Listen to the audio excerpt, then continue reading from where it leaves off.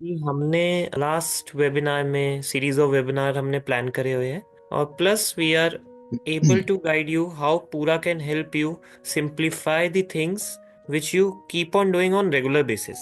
So today we will start with the first step, जो होता है मास्टर क्रिएशन का एंड मास्टर्स को मैनेज करने का। क्योंकि पूरा एक क्लाउड बेस्ड सॉफ्टवेयर है, ऑनलाइन सॉफ्टवेयर है, तो यहाँ पर we try and fix everything in the masters, so that आपके आगे के जो काम है वो उस लेवल पे स्मूथ हो पाए।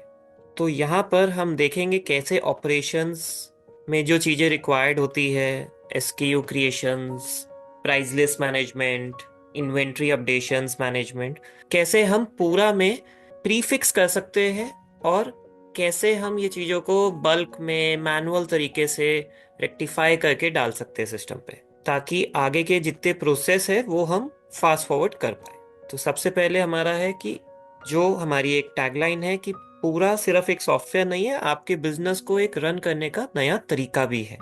जो आज का हमारा टॉपिक है मास्टर मैनेजमेंट, इसमें हम क्या क्या चीज़ें कवर कर रहे हैं प्रैक्टिकली, वो भी हम आपको शो कर देते हैं वन बाय वन। कि एसकेयू क्रिएशन प्लस उसका अपडेशन, बल्क में और मैनुअल दोनों ही तरीके आज हम प्रैक्टिकली करके देखेंगे। उसके बाद जब एसकेयू बनते हैं तो अलग अलग हमारे बायर्स होते हैं जिनके अलग अलग प्राइजेस होते हैं, तो कैसे हम प्राइस मैनेजमेंट कर सकते हैं वो भी हम इसमें कवर कर रहे हैं। Inventory management and ledger, stock एक बहुत बड़ा फैक्टर होता है हर बिजनेस में, और काफ़ी प्रॉब्लमेटिक भी होता है ये। तो हम यहाँ पे कोशिश करते हैं कि आपकी जो इन्वेंट्री है वो आपकी एक्चुअल इन्वेंट्री दिखे, और उसके बेसिस पे उसका मैनेजमेंट हो, प्लस उसको देखने के लिए, ट्रैक करने के लिए जो जो आपको चीज़ें चाहिए वो हम इन्वेंट्री लेजर के थ्रू आपको दे पाए, ताकि आपके पास सारी चीज़ें अवेलेबल हो, कहाँ इन्वेंट्री लग रही है और कैसे इन्वेंट्री का मूवमेंट हो रहा है आपकी कंपनी में, कहीं मिसयूज तो नहीं हो रहा है, वो सब चीज़ें आप ट्रैक कर पाए। अगर कुछ मिसयूज भी हुआ है तो आपको पता होगा किस यूज़र के एंड से हुआ है। उसके बाद customer supplier creation, branch creation, आपके बायर्स भी होते हैं यहाँ पे, आपके परचेजर्स भी होते हैं जिनसे आप परचेज करते हैं, और आपके मल्टीपल यूनिट्स भी होते हैं, आप डिफरेंट सिटी से भी ऑपरेट करते हो बहुत बार, तो वहाँ पर आपका ब्रांच क्रिएशन का भी रोल हम डिस्कस करते हैं। तो इसका अब हम वन बाय वन प्रैक्टिकल एक बार देखेंगे, जो भी आपकी क्वेरीज होंगी उसके बाद हम उसे डिस्कस कर सकते हैं। तो सबसे पहले हम स्टार्ट करेंगे जो एक कंपनी का पार्ट होता है, कि हमारे सिस्टम में अगर कभी भी हमें कोई डेटा आगे बिजनेस ऑपरेट करना है तो सबसे पहले हमें मास्टर्स को क्रिएट करना पड़ता है। तो मास्टर क्रिएशन के लिए हमें बहुत सारी चीज़ें रिक्वायर्ड होती है, सिस्टम की सेटिंग्स रिक्वायर्ड होती है, और बहुत सारी चीज़ें रिक्वायर्ड होती है। वो सब करने के बाद जब हमारी कंपनी क्रिएट हो जाती है तो हम सबसे पहले यहाँ पर क्रिएट करते हैं एसकेयूज। एसकेयूज की फुल फॉर्म सबको पता है, एक बार मैं दोबारा बता देता हूँ कि स्टॉक कीपिंग यूनिट, जिसके अगेंस्ट आप इन्वेंट्री को मैनेज करते हैं, तो वो टर्म हम एसकेयू के नाम से ट्रीट करते हैं। एसकेयू क्रिएशन का हमारे सिस्टम में दो तरह से आप कर सकते हैं, जो एक होता है मैनुअल, एक होता है बल्क में। अब दोनों फीचर्स की अपनी एक रेलेवेंस रहती है। क्या रेलेवेंस रहती है कि अगर मुझे कभी भी एक आधा आइटम अपडेट करना है, क्रिएट करना है, तो मैं कभी भी बल्क में प्रोसेस को रन करने में खुश नहीं होऊंगा। मैं चाहूँगा मैं जाऊँ, एसकेयू ओपन करूँ, उसमें जो मुझे अपडेट्स करने हैं मैं करूँ और मेरा काम खत्म हो जाए। सेकंड आपका रहता है कि मुझे एक लिस्ट ऑफ एसकेयूज पे काम करना है, जो 10 भी हो सकते हैं, 20 भी हो सकते हैं, and it can be more than 500, 1000। तो आप वो मैनुअली एक एक एसक्यू पे जाके करने में इंटरेस्टेड नहीं रहेंगे। तो उस पर्पस से हम यहाँ पर आपको वो चीज़ दिखाते हैं। तो बेसिकली जितना मैंने अभी आपको बताया, अब मैं उसका आपको प्रैक्टिकल बता रहा हूँ। तो सबसे पहले हमें कोई प्रोडक्ट बनाना होता है तो हम वहाँ पर उसकी ब्रांड क्रिएट करते हैं। ब्रांड क्या होती है? बेसिकली आप अगर अपनी किसी प्राइवेट लेबल ब्रांड को ऑपरेट करते हैं तो आप वो ब्रांड क्रिएट कर सकते हैं। अदरवाइज आप किसी पर्टिकुलर ब्रांडेड प्रोडक्ट्स में डील करते हैं तो वो चीज़ें भी आप यहाँ पे डाल सकते हैं। जो बहुत सिंपल तरीका है कि आप यहाँ पे ब्रांड का नाम डालते हैं। जैसे हम पार्ले करके एक ब्रांड क्रिएट कर लेते हैं, उसका ग्रुप डाल देते हैं, ये प्राइवेट है या, और उसकी डिस्क्रिप्शन अगर हमें कुछ डालनी है प्लस लोगो। आप जैसे ये डालते हैं आपका ये ब्रांड क्रिएट हो जाती है और डिसेबल्ड में चली जाती है। सो ऑटोमेटिकली जब यहाँ पर ये रिफ्लेक्ट होती है, जो भी डिटेल हम डालते हैं वो आपको दिखती है। डिसेबल्ड इसलिए होती है कि आपने कभी ब्रांड क्रिएट करी है, उसे आप प्रॉपर चेक करके एनेबल भी कर पाए। ये फर्स्ट स्टेप होता है हमारा। इसके बाद हम जाते हैं SKU के अंदर, और यहाँ से आप मैनुअली और बल्क में दोनों ही मोड से कोई भी SKU को क्रिएट कर सकते हैं।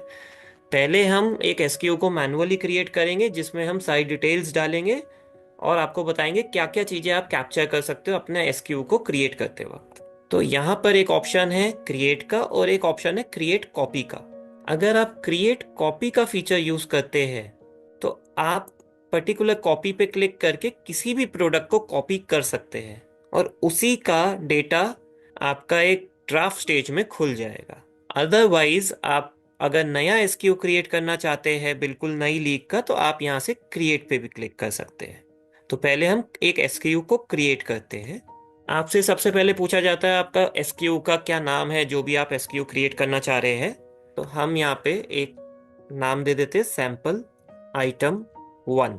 ये जो SKU है, बहुत सारे SKUs में आपकी कोई पर्टिकुलर ID भी होती है, आर्टिकल IDs, बैच कोड, बहुत सारी चीजें होती है। आप यहाँ पे मैनुअली अगर डालना चाहते हैं आप डाल सकते हैं, अदरवाइज सिस्टम इसे ऑटो जनरेट कर देता है आपके लिए। ये SKU आपका परचेज का है, सेल का है, इंटरमीडिएट का है, ये भी चीज आप यहाँ पर कैप्चर कर सकते हैं। उसके बाद आपके प्रोडक्ट का जो भी HSN होता है वो आप डालेंगे। आपको लिस्ट ऑफ HSNs यहाँ पे मिलेंगे, जो पूरी डायरेक्टरी यहाँ पे डली हुई है। उसके बेसिस पे जो भी टैक्स परसेंटेज होगा वो पिक होके आ जाएगा। अगर उस HSN पे मल्टीपल टैक्स स्लैब्स होंगे, जैसे ये एक HSN है, ये एक फुटवेयर इंडस्ट्री का HSN है जिसपे लेस देन 1000 12% टैक्स लगता है और अबव 1000 18% टैक्स होता है। तो दोनों ही परसेंटेज यहाँ पे आ जाते हैं।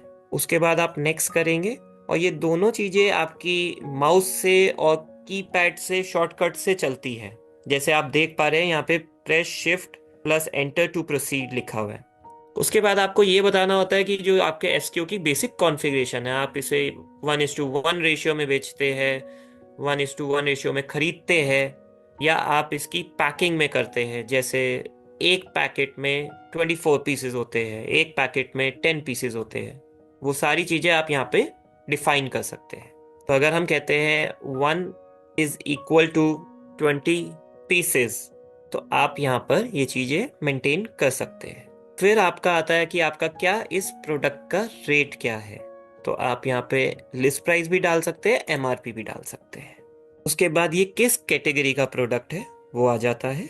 कैटेगरी अगर आप चेंज करना चाहते हैं आप यहाँ से multiple set of categories select कर सकते हैं। नेक्स्ट करेंगे तो हर आइटम के कोई ना कोई एट्रीब्यूट्स होते हैं।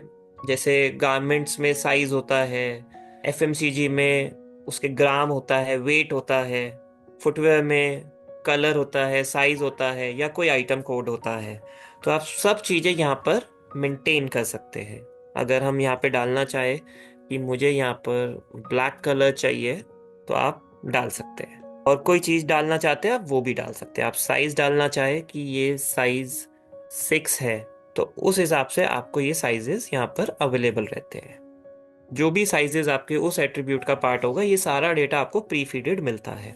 उसके बेसिस पे आप इसे सेव करते हैं एंड देन सैंपल आइटम 1, जैसे अगर ये आइटम ऑलरेडी एग्जिस्ट करता है तो ये ऑटोमेटिकली आपको एक एरर वार्निंग देता है और उसके बाद आप आगे प्रोसीड कर सकते हैं। अब आपका जैसे ही आइटम बनता है आपको यहाँ पर डेटा विजिबल हो जाता है। ये ID हमने डाली नहीं थी, ऑटो क्रिएट हो गई। इसका एक ग्रुप भी ऑटो क्रिएट हो गया जो हमने इसी नाम से बना दिया। ब्रांड आपको अगर सिलेक्ट करनी है तो जो हमने अभी ब्रांड क्रिएट करी थी वो यहाँ पर आ गई।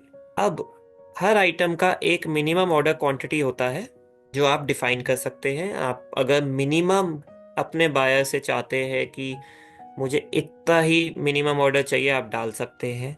आप अपने सप्लायर के लिए डाल सकते हैं कि मैं मिनिमम जब भी ऑर्डर प्लेस करूं तो मैं इतना मिनिमम खरीदूं। वो सारी चीजें आप डाल सकते हैं।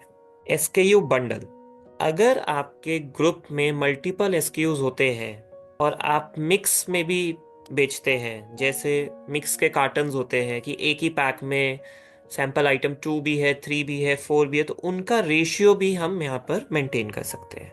बाकी जैसे डिटेल हमने डाली थी वो सारी पिक होके आती है। टैक्स रेट पिक होके आता है। अगर मल्टीपल टैक्सेस होते हैं आप सिलेक्ट भी कर सकते हैं यहाँ से। उसके बाद ये एसकेयू कितने कस्टमर्स को आपको दिखाना है, ये पूरा आप यहीं से सिलेक्ट कर सकते हैं। और यहाँ पर मल्टीपल लेवल ऑफ फिल्टर्स भी आपके पास अवेलेबल है जो आप यूज कर सकते हैं फिल्टर आउट करने में। रीऑर्डर लेवल, रीऑर्डर लेवल एक इम्पॉर्टेंट फीचर है जिसके रिगार्डिंग आप यहाँ पे एक सेफ्टी स्टॉक का लेवल डाल सकते हैं कि मेरा जब भी ये आइटम इस स्टॉक लेवल पे पहुंच जाए तो मेरे पास एक अलर्ट आ जाए। तो अगर आप ये मेंटेन करते हैं तो ये आपको परचेज में भी हेल्प करता है और सेल में भी हेल्प करता है। अगर ये आपका फास्ट मूविंग प्रोडक्ट है और आपका स्टॉक लो जा रहा है तो आपके पास एक ऑटो कम्युनिकेशन मेल आएगी एवरी इवनिंग, एवरी मॉर्निंग, जैसे ही वो उस स्टॉक लेवल से नीचे जाए। तो अगर मैं यहाँ पे डाल दूँ कि मेरे पास हमेशा 100 रहना चाहिए, तो अब अगर जैसे ही इसका स्टॉक 100 से नीचे जाएगा तो हमारे पास एक ईमेल भी ट्रिगर हो जाएगी। इसके बाद स्पेसिफिकेशन जो हमने डाली थी, अगर हम और भी कोई डिटेल डालना चाहते हैं तो वो हम डाल सकते हैं। जैसे प्रोडक्ट की बहुत सारी क्लासिफिकेशंस होती है, वो सारी चीज़ें आप यहाँ पर मेंटेन कर सकते हैं प्रॉपर तरीके से। जैसे हम बहुत सारे ऑनलाइन पोर्टल्स पे देखते हैं, अमेजोन पे देखते हैं, फ्लिपकार्ट पे देखते हैं, आज की डेट में ब्लिंकिट है, जेप्टो है, आप स्पेसिफिकेशन देखते हैं, वो सारी चीज़ें आप यहाँ पर कंट्रोल वे में डाल सकते हैं। प्राइस लिस्ट, ये जो हमारा आइटम है ये मुझे किस प्राइस लिस्ट में डालना है और ये प्राइस लिस्ट में कितने % डिस्काउंट है, ये पहले से एक बनी हुई है तो यहाँ पर शो हो रही है। अदरवाइज आपको अलग से एक प्राइस लिस्ट बनाने का ऑप्शन हम अभी दिखाएंगे। प्रोडक्ट की फोटोज और प्रोडक्ट के रिगार्डिंग कोई सर्टिफिकेशंस है वो आप एज इट इज यहाँ पर अपलोड कर सकते हैं। सिंपली आपको क्लिक करना है, आपकी गैलरी में जाना है और वो फोटोज आपकी अपलोड हो जाएंगी। वेयर हाउस, एक होता है कि हम सिंगल वेयर हाउस से ऑपरेट करते हैं, एक होता है हमारे मल्टीपल वेयर हाउसेज होते हैं। तो आप automatically multiple level of warehouses यहाँ पर सिलेक्ट करके डाल सकते हैं और किस वेयर हाउस में आपको इन्वेंट्री रखनी है वो भी आप डिफाइन कर सकते हैं यहीं से। तो ये एक वे था कि आप कोई एसकेयू क्रिएट करना चाहते हैं। अब इसी का एक सेकंड फॉर्म हमारे पास अवेलेबल है। हमें एक एसकेयू बल्क में क्रिएट करने हैं। हमारे पास कोई बहुत सारे एसकेयूज है जो हमें बल्क में क्रिएट करने हैं। तो हम सिंपली एक फीचर है डेटा अपडेट्स, उसके अंदर क्रिएट एसकेयू में जा सकते हैं। यहाँ पर आप कोई भी टैगिंग दे सकते हैं जो आपको देनी है। न्यू प्रोडक्ट क्रिएशन जैसे यहाँ पर आ रहा है हमने दिया। उसके बाद हम जिस कैटेगरी में जाना चाहे उस कैटेगरी में जा सकते हैं। उसमें कौन कौन से एट्रीब्यूट्स हैं हम वो सिलेक्ट कर सकते हैं। जैसे डायगोनल लेंथ करके एक एट्रीब्यूट है, अगर मुझे ये सिलेक्ट करना है मैं कर सकता हूँ। जब मैं नेक्स्ट करूँगा मेरे पास एक पूरी शीट खुल के आएगी जिसे मैं यहाँ पर अपलोड करके आपको अभी दिखाऊंगा। ये एक शीट है जो हमारी आती है जिसके अंदर आप डेटा को कॉपी पेस्ट कर सकते हैं अपनी एक्सेल फाइल से। हम एक फाइल ओपन कर लेते हैं जिसे हम अपलोड करेंगे अभी। तो ये एक फाइल है, हमने इसे एक्सेल फॉर्मेट को उसी फॉर्मेट में बनाया हुआ है ताकि मुझे एक ईज रहे, जब भी मुझे कोई बल्क में एसक्यू बनाने हो मैं बना पाऊँ। आपको कुछ नहीं करना है इसमें भी। अगर आप देखेंगे तो हमने इसमें पेरेंट नेम डाल दिया, ब्रांड हमने छोड़ दी, पेरेंट आईडी छोड़ दी, एसक्यू आईडी छोड़ दी, एसक्यू नेम डाल दिया, एक एट्रीब्यूट जो हमने सेलेक्ट करा था वो ले लिया, minimum order quantity, HSN. HSN के बेसिस पे अगर हम टैक्स स्पेसिफाई करेंगे वो टैक्स पिक होगा, अदरवाइज हम डायरेक्ट जा सकते हैं। यूनिट ऑफ मेजरमेंट, आइटम का, पैक क्वांटिटी, एमआरपी हमने ब्लैंक रखी है, एलपी। ये आइटम मुझे सारे कस्टमर्स को विजिबल करना है। सेल का आइटम है, परचेज और इंटरमीडिएट नहीं है। तो ये जब मैं करूँगा तो मेरा सारा डेटा एज इट इज़ यहाँ से मुझे कॉपी करना पड़ेगा। ये आप यहाँ से कॉपी करेंगे और सिंपली आके यहाँ पे एक पेस्ट कर सकते हैं। अगर अब आप देख रहे हैं वही हमने जो काम एक आइटम बनाने में करा जिसमें हमें बहुत टाइम लगा, वही काम हम मल्टीपल आइटम्स के लिए कर रहे हैं। आप यहाँ से सीधा इसे सबमिट करेंगे, आपकी शीट इन प्रोसेस में जाती है। डिपेंडिंग आपके पास कितना डेटा है, एक टाइम पे आप 1000 आइटम्स तक बल्क में क्रिएट कर सकते हैं। और अभी हमने सिर्फ 50 आइटम्स करे हैं, तो इसमें कोई बहुत ज़्यादा टाइम नहीं लगेगा। आप देख रहे हैं ये with in seconds file done हो गई।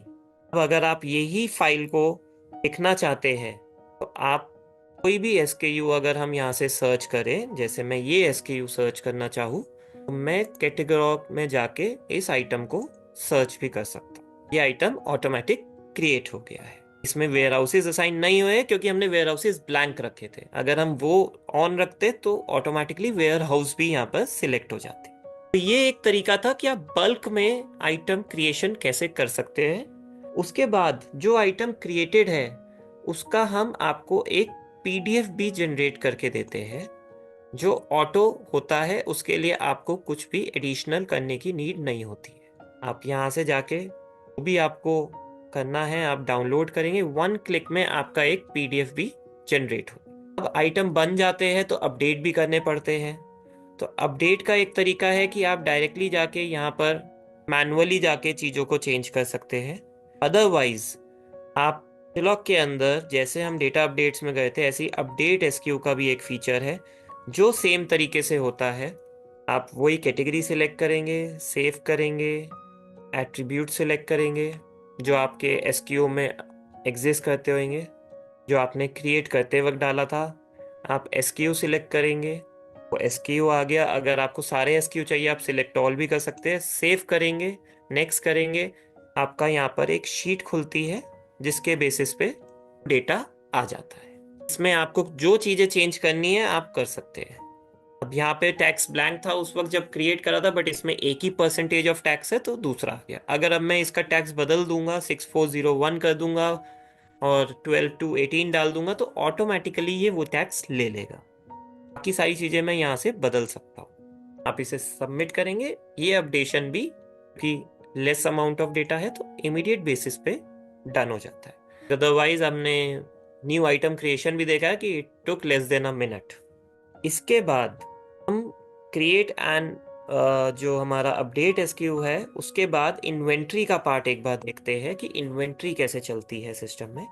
तो पूरा का एक लाइव फीचर है कि आपका जो इन्वेंट्री कंजम्पशन है हम ऑर्डर प्लेसमेंट पे रोकते हैं, जो हम नेक्स्ट वेबिनार में चेक भी करेंगे कि ऑर्डर प्लेसमेंट का पार्ट कैसे होता है। इन्वेंट्री का जैसे मैंने आपको बताया कि आप किसी भी एसक्यू पे इन्वेंट्री मैनुअली जाके डाल सकते हैं और बल्क में डाल सकते हैं। फॉर एग्जाम्पल अगर मुझे किसी आइटम की इन्वेंट्री अपडेट करनी है तो मैं सिंपली जो भी इसके वेयर हाउसेज हैं उसके अंदर जाके इन्वेंट्री को मैनुअली अपडेट कर सकता हूँ और आपकी इन्वेंट्री यहाँ पर अपडेट हो जाती है। ये सब यूज़र कंट्रोल्ड है। आप कुछ भी चीज़ें मतलब जिसके पास परमिशन नहीं है, ऐसा नहीं है उसके पास ये ऑप्शन आएगा। सारी चीज़ें यूज़र कंट्रोल के बेसिस पे चलती है। अगर आप बल्क में इन्वेंट्री अपडेट करना चाहते हैं आप यहाँ से एक इन्वेंट्री की एक्सेल डाउनलोड कर सकते हैं।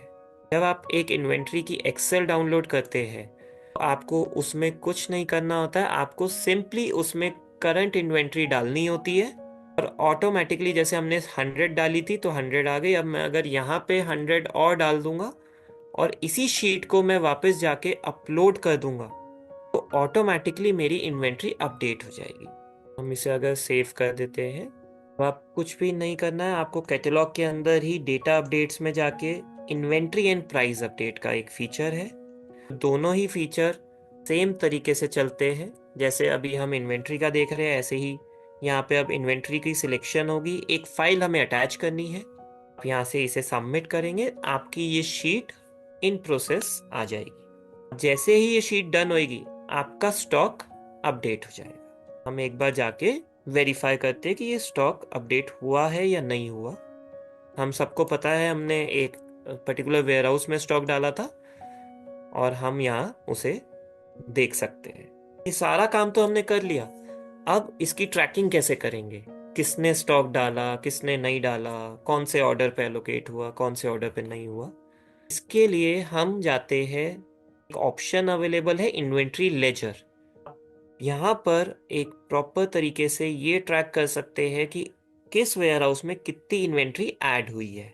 कि हमने शीट में से सारे वेयर हाउसेज नहीं हटाए थे, तो यहाँ पे आपको मल्टीपल एंट्रीज दिख रही है। Sale 3, warehouse date return, sale 2, ये सारे वेयर हाउस क्रिएटेड है। बट हमने अपडेट करी थी सिर्फ एक में, इसमें और इसमें। ये दोनों ही इन्वेंट्री अपडेट हो जाती है। अब अपडेट तो हो जाती है किस शीट के अगेंस्ट हुई, आप क्लिक करेंगे आपकी वही लैंडिंग पेज आ जाएगा। सेकेंड राउंड में अगर चाहते हैं कि नहीं मुझे ये देखना है, यहीं से देखना है किसने शीट अपडेट करी है, आप अगर अपना माउस ओवर यहाँ लेके जाते हैं तो आपके पास उस यूजर का नाम आता है जिसने स्टॉक डाला है। जैसे यहाँ पे रिपुल चड्ढा लिखा हुआ आ रहा है। इसके बाद इसी तरीके से हम यहाँ पर प्राइस अपडेट का फीचर भी यूज करते हैं। आप बल्क में अगर एसक्यू का प्राइस अपडेट करना चाहते हैं, आपकी एक शीट डाउनलोड होती है, इसी शीट को आप उसी तरीके से इंपोर्ट करेंगे, आपका प्राइस भी अपडेट हो जाता है। आपको कोई अलग से कुछ करने की नीड नहीं है। आप यहाँ पे जिस फॉर्मूला से प्राइस लाना चाहते हैं आप ला सकते हैं। आपको सब चीज़ें यहाँ पर एक्सेल बेस्ड मिलती है और उतनी ही फास्ट मिलती है जितनी फास्ट आपको दिख भी रही है, क्योंकि ये चीज़ें हम प्रैक्टिकली देख रहे हैं। ये आपका पार्ट यहीं से उसी शीट को आप बल्क में अपडेट कर सकते हैं। आपकी इन्वेंट्री जैसे अपडेट हुई है ऐसे ही आपका प्राइस भी अपडेट हो सकता है। इसके बाद हमारा सेकेंड पार्ट रहता है, अब आइटम्स हमने बना लिए हैं, प्राइजेस फिक्स कर लिए हैं, इन्वेंट्री डाल दी है। अब हमें इसे सेल भी करना है, इसे परचेज भी करना होगा किसी से जिसका स्टॉक कम हो रहा होगा। तो हम यहाँ पे कैसे बनाएंगे, हमारे जो हमने ये सेक्शन देखा था जब हमने प्रेजेंटेशन देखी थी, तो हम कैसे इसका कस्टमर एंड सप्लायर मैनेजमेंट करेंगे। क्योंकि एसक्यू क्रिएशन मैनुअल बल्क आप देख चुके हैं, प्राइस मैनेजमेंट आपने देखा कैसे हो सकता है, इन्वेंट्री मैनेजमेंट लेजर आपने देखा। इसमें मैं आपको एक और स्टेप दिखाता हूँ कि जो हम मिस कर रहे हैं अभी, प्राइस लिस्ट। प्राइस मैनेजमेंट का पार्ट आता है प्राइस लिस्ट से भी। आपके बहुत सारे कस्टमर्स होंगे जिनके अलग अलग रेट पे आप डिस्काउंट स्ट्रक्चर में देते होंगे। सपोज रिपुल को आप देते होंगे 10% डिस्काउंट पे, वहीं करण है तो उन्हें आप 15% डिस्काउंट में देते होंगे। तो आप multiple level of price list यहाँ पर क्रिएट कर सकते हैं। एंड जैसे ही आप वो क्रिएट करते हैं, आप स्पेसिफाई कर सकते हैं ये मैं कितने कस्टमर्स के लिए कर रहा हूँ। अगर मैं सिर्फ एक के लिए कर रहा हूँ तो वो कस्टमर्स यहाँ पे आ जाएगा। बस आप किन एसक्यूज के लिए कर रहे हैं वो एसक्यूज भी आप यहाँ पे सिलेक्ट कर सकते हैं। यहाँ पर आपको एक चीज बतानी होती है कि कितने परसेंट आपका डिस्काउंट देना है, एमआरपी पे देना है, एलपी पे देना है। तो हम कहते हैं हमें एलपी पे देना है, वैल्यू में देना है, परसेंटेज में देना है, तो हमने कहा हमें परसेंटेज में देना है। फाइन कर सकते हो आप स्लैब्स कि एक ही सेट डिस्काउंट रहेगा या टेलीस्कोपिक प्राइसिंग रहेगी, रेंज वाइज प्राइसिंग रहेगी। आप इतनी क्वांटिटी लोगे तो इतना डिस्काउंट है, इतनी क्वांटिटी लोगे तो इतना डिस्काउंट है, जैसे चलता भी है डिपेंडिंग ऑन द बिजनेस। आपने कहा मुझे 2% डिस्काउंट देना, आप सबमिट करेंगे, आपका एक प्राइस लिस्ट क्रिएट होता है। इसमें आपने जिस कस्टमर्स के लिए यहाँ पर चीज दिखाई वो चीजें आपकी आ जाती है। इसे आपको बल्क में अपडेट करना है तो वो भी आप कर सकते हैं। अपडेशन का प्रोसेस इज सिमिलर कि आपको कैसे करना है। को नाम डालना है, ने एक नाम डाला, उसके बाद हम प्राइस लिस्ट में जाके किस प्राइस लिस्ट को अपडेट करना चाहते हैं डाला, किसके बेसिस पे करना चाहते हैं, हम एसक्यू के बेसिस पे करना चाहते हैं, नेक्स्ट करेंगे, आपके पास वो सारे एसक्यू आ गए जिस पे आपने काम करा था। इसे बदलना चाहते हैं आप बदल सकते हैं। ऑटोमेटिकली आपका ये सारा काम वन टाइम में बल्क में जल्दी हो जाता है। इसे 2 की जगह 3% कर दूंगा तो 3% डिस्काउंट हो जाएगा। हमने SQ creation bulk manual, SQ updation bulk manual, दोनों चीजें देखते हुए प्राइस लिस्ट क्रिएशन भी हमने देखा बल्क में और मैनुअल में। तो इससे आपका सारा बैकएंड स्ट्रांग होता जाता है और सब कुछ राइट कंट्रोल बेस्ड है, जिसके पास जो एक्सेस है वही वो काम कर पाता है। उसके बाद आता है हमारा कंपनी मैनेजमेंट। इसमें payment terms, customer, supplier, branch और ग्रुप, सारी चीजें आपको मैं वन बाय वन बताता हूँ। पेमेंट टर्म्स बेसिकली होती है कि आपके किस कस्टमर की क्या पेमेंट टर्म्स है, या तो वो एडवांस में होता है या उनको कोई आपने डे असाइन करा होता है, या उनको आप करंट मंथ में कोई पर्टिकुलर डे पे आप कहते हैं कि आपका डी हो जाएगा और नेक्स्ट मंथ में डी हो जाएगा। तो ये सारी चीजें आप यहाँ से मैनेज आउट कर सकते हैं। अगर कोई नई पेमेंट टर्म्स है, रैंडम आप चाहते हो कि नहीं मैं 21 दिन देना चाहता हूँ या कुछ भी ऐसे है, तो आप यहाँ पर नंबर ऑफ डेज के हिसाब से क्रिएट कर सकते हैं। कि पेमेंट टर्म्स क्रिएटेड होती है तो फिर आप कस्टमर्स में जाते हैं। कस्टमर्स में भी हमारा सेम तरीका है। आप अगर किसी कस्टमर का जीएसटी डालेंगे तो वो ऑटो फेच करके आपको देता है डिटेल। फॉर एग्जाम्पल, आपको सैंपल के लिए मैं एक नया कस्टमर क्रिएट करके दिखा देता हूँ।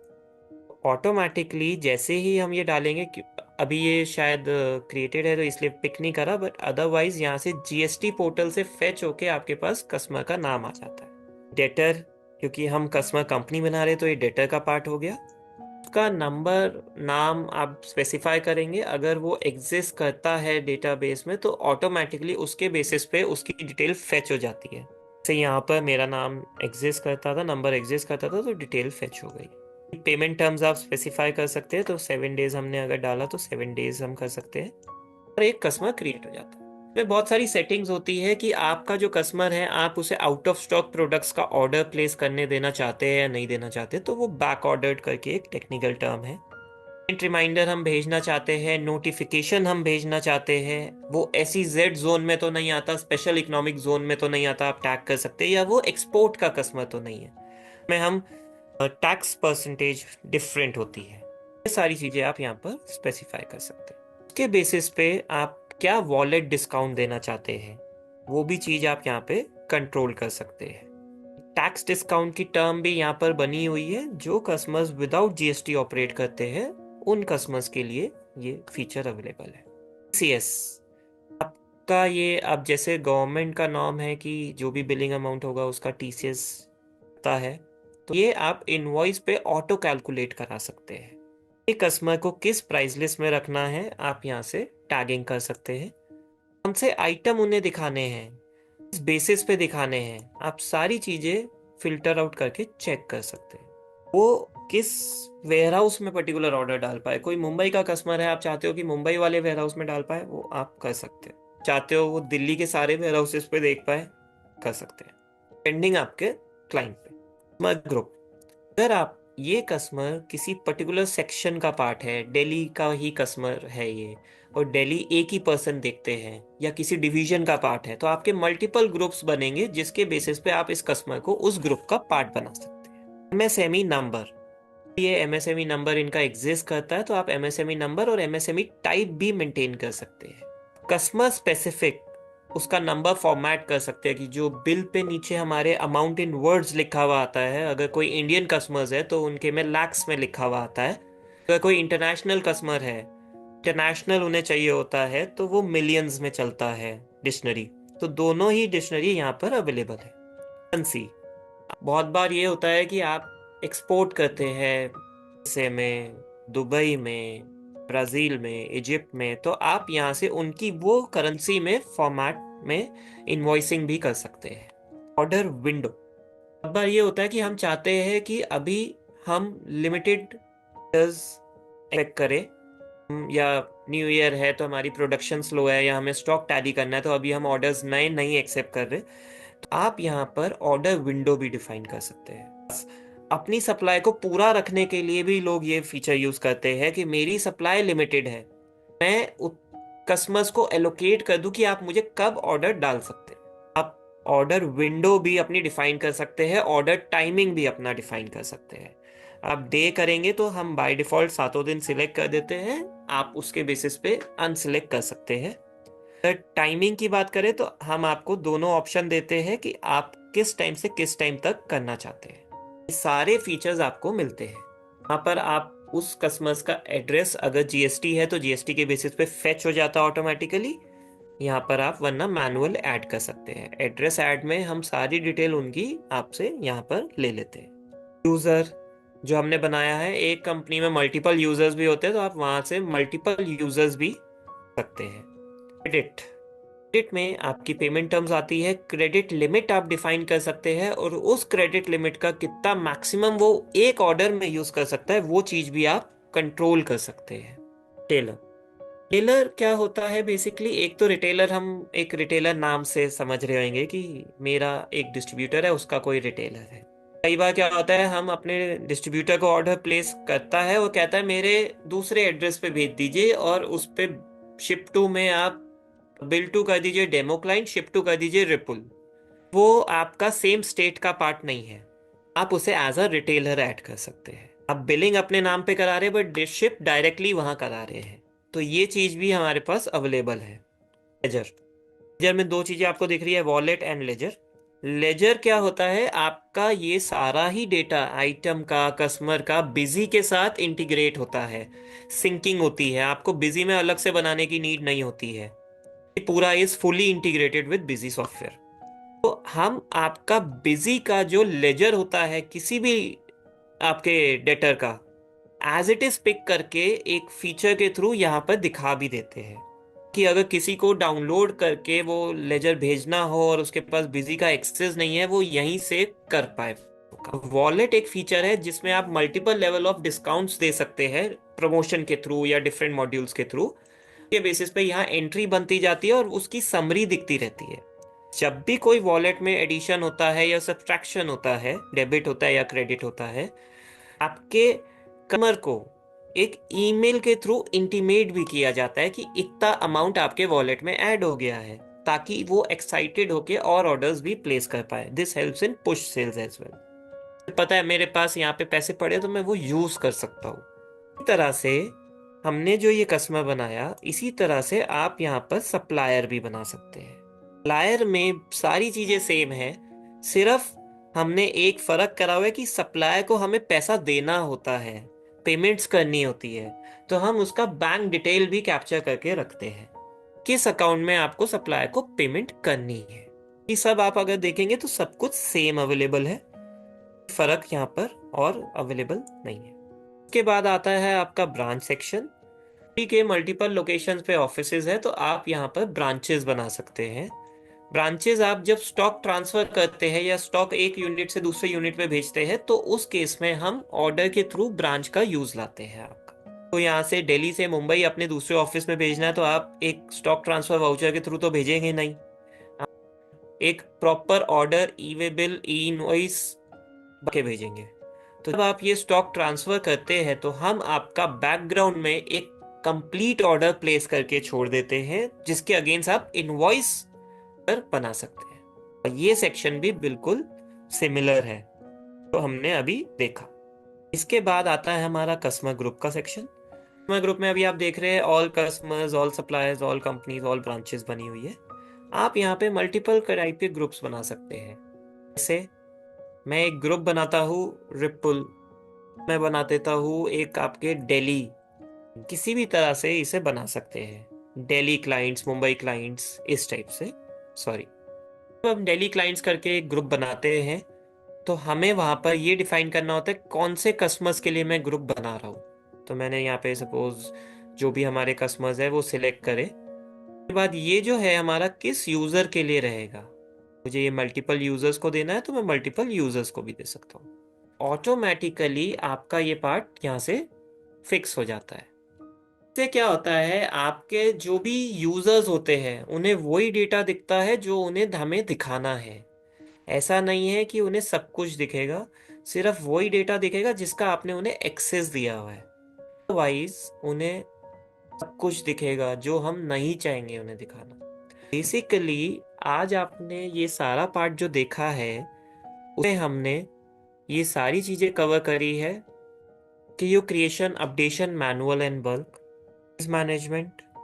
हमने बल्क में प्राइस मैनेज करना या सिंगल प्राइस मैनेज करना दोनों ही देखे हैं, पर प्राइस लिस्ट मैनेजमेंट भी देखा है। Inventory management and ledger management, entry कैसे हम मैनेज कर सकते हैं और उसे कैसे ट्रैक कर सकते हैं लेजर के थ्रू, वो भी हमने देखा है। कस्टमर, सप्लायर, कंपनी क्रिएशन, ये सब चीजें हमने देखी। क्रिएशन सारे सेक्शंस हमने कवर करे, जिससे आपका बैकएंड फिक्स हो जाता है। बैकएंड फिक्स के बाद प्लेसिंग वाले पार्ट पे जा सकते हैं कि अब मेरे पास ऑर्डर आ जाएंगे तो मैं मटेरियल को डिस्पैचिंग करूंगा बिल के अगेंस्ट। उस पार्ट पे आप जा सकते हैं, क्योंकि अगर ये पार्ट नहीं बना होगा और इस पार्ट में आपकी सारी चीजें फिक्स नहीं होगी तो आगे के पार्ट में आपको सारी चीजें मैनुअली करनी पड़ती है। तो फास्ट फॉरवर्ड तरीका होता है, उसकी वजह से हम बैकएंड पे सारी चीजें फिक्स कर देते हैं ताकि आगे वाली टीम हमारा पूरा ऑर्डर प्लेस कर पाए। कि हमारे जैसे मल्टीपल प्लान्स एंड प्राइसिंग है, हमने लास्ट वाले में भी डिस्कस करे थे। ऑर्डर मैनेजमेंट सिस्टम जिसका हम पार्ट देख रहे हैं, या परचेज मैनेजमेंट सिस्टम का पार्ट देख रहे हैं, या एलएमएस का देखेंगे, तो वो डिफरेंट डिफरेंट प्राइसिंग में रहता है। हमारे रेगुलर बेस के कस्टमर्स हैं जो over the period of 5 years 7 years operate कर रहे हैं, ऑलरेडी पूरा पे डिपेंडेंट है। वो कुछ कस्टमर्स है हिलसन, एमटेक, बेकोफन, डिफरेंट डिफरेंट इंडस्ट्री के कस्टमर है। ऐसा नहीं है सब फुटवेयर के हैं, सब बैटरीज के हैं, बेकरी भी है, नीडल्स भी है, जिपर्स भी है, मेडिकल इक्विपमेंट्स भी है, मशीनरी भी है, साइकिल पार्ट्स भी है, सब कुछ है यहाँ पर। स्पेक्टिकल्स भी है। सारे अलग अलग टाइप के कस्टमर्स हमारे साथ जुड़े हुए हैं। कोई भी आपकी क्वेरी रहती है वेबिनार के अगेंस्ट, तो आप हमसे डायरेक्टली इस नंबर पे, इस ईमेल आईडी पे अपनी क्वेरी छोड़ सकते हैं, इस नंबर पे व्हाट्सएप कर सकते हैं, इस नंबर पे कॉल कर सकते हैं। मैं आपको उस पर रिवर्ट भी करूँगा। आज के लिए हमारी जो प्रेजेंटेशन का पार्ट था प्लस प्रैक्टिकल का पार्ट था, यही था।